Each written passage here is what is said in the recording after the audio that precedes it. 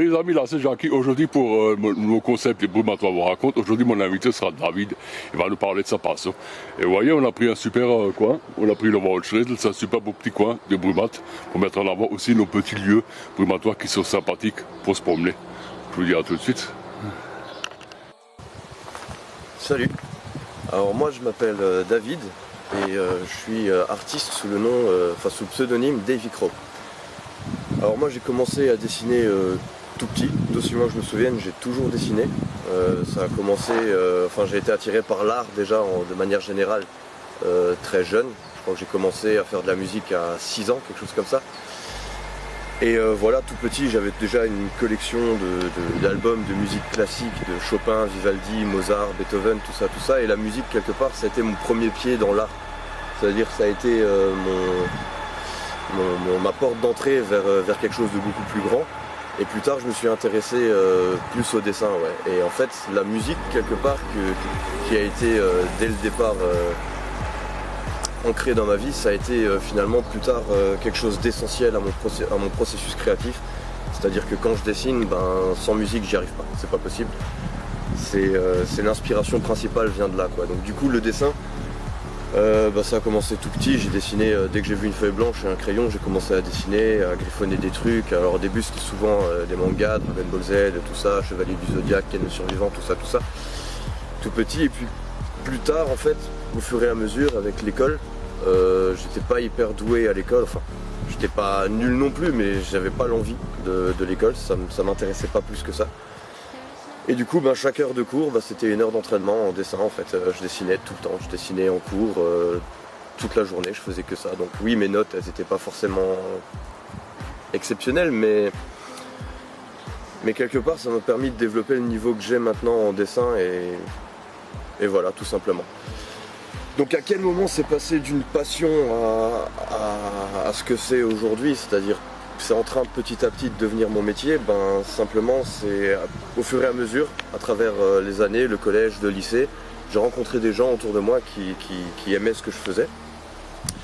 Et puis ces personnes m'ont poussé à continuer, elles m'ont dit voilà, si tu as besoin de matériel, on peut s'arranger, moi je te commande un dessin, et ci et ça, et de fil en aiguille, en fait, j'ai commencé à dessiner de plus en plus sur des formats de plus en plus grands.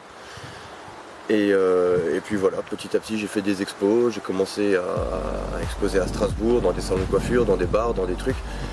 Et puis là j'aimerais bien exposer à Brumat, un de ces quatre aussi, ce serait cool, petit message privé. Et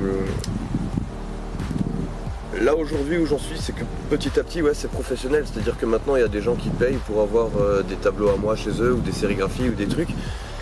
Et j'en suis arrivé là simplement, il y a un moment en fait où ça s'est fait, c'est un ami à moi qui a cru en ce que je faisais vraiment à 100% et qui m'a dit je veux un dessin énorme. Et à compter de ce jour-là, j'ai plus rien fait d'autre que de dessiner quasiment, bien sûr j'avais mon métier et tout ça à côté, mon travail, de base je suis couvreur-zingueur et ça me plaisait pendant tout un temps. Mais à force de dessiner, etc., ça a pris le pas sur le reste et c'est clair que la passion du métier de base a fini par disparaître pour laisser place uniquement au dessin en fait. Et du coup aujourd'hui je fais ça, voilà, je dessine et je fais des tableaux et puis ça plaît aux gens, les gens en achètent et puis je vis comme ça. À travers mes tableaux, à travers mes dessins, j'essaye de faire partager mon univers à d'autres personnes. C'est l'objectif quelque part aussi. C'est de pouvoir faire entrer les gens dans mon univers, les inviter à voir et si ça leur plaît tant mieux, si ça leur plaît pas ça arrive, on peut pas plaire à tout le monde. Mais dans la majorité des cas, ils sont relativement surpris et j'ai de bons retours sur ce que je fais, c'est coloré. Et voilà, et je suis content que les gens trouvent de la joie dans ce que je fais.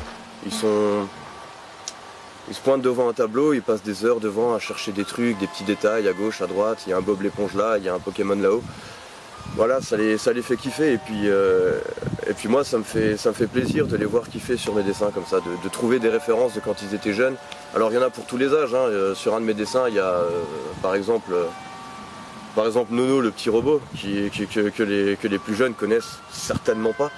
Et il y a autant du Pokémon moderne, de 4e génération, etc. Donc vraiment ça peut parler à toutes les générations et c'est ça le but en fait, c'est de pouvoir aussi rassembler des gens à travers de choses communes, voir ce qui les rassemble dans une œuvre en fait, et ça c'est intéressant. Voilà. À côté de ça je fais aussi de la musique, mais bon ça c'est encore une autre histoire. Salut puis sa mère. Ah, salut puis sa mère. Voilà les amis, j'espère que cette petite interview vous a plu. Enfin c'est même pas une interview, c'était les Brumantois vous racontent. Donc il a raconté un peu son histoire, son début, comment il a continué et comment il a envie d'évoluer avec le temps. Je vais vous partager ce lien Instagram pour voir un peu tous ces dessins, c'est vachement beau. Mais j'ai vraiment envie de les voir, il faut les voir de près. C'est toujours mieux qu'une petite image sur un PC ou sur un téléphone. Ça serait formidable si un jour il pourrait exposer à la Fibule de Brumath comme tous les autres artistes peintres ou artistes photos qu'on a souvent. Donc on s'en rappelle au bien, M. Wolf, hein. Si jamais c'est possible de le faire et tout, on le fera ensemble et tout. Et encore merci à toi. Bah merci à toi. Voilà, et de m'avoir accordé un peu de temps.